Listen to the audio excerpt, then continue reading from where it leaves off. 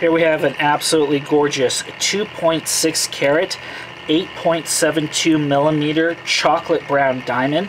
This diamond is 100% natural. It has not been color enhanced or treated in any way, which makes it extremely, extremely rare for a diamond. Not very many diamonds are this color. And as you can see, it has beautiful, rich chocolate brown to dark chocolate brown tones in the diamond. You're seeing the diamond right now in a lower light situation, and it just has those rich, beautiful, deep brownish hues in it.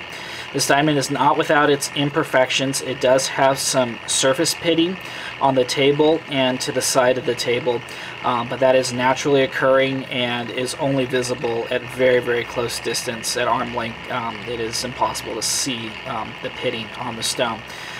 One thing about diamonds like this, they will mimic whatever kind of lighting condition that you're in. So if you're in a lower light situation, they appear to be much darker. If you get into a brighter light situation, they lighten up quite a bit.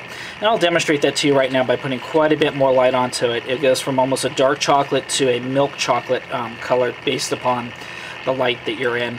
And as you can see, it's really unique. It has some very, very unusual inclusions in it that give it a very, very different kind of pattern.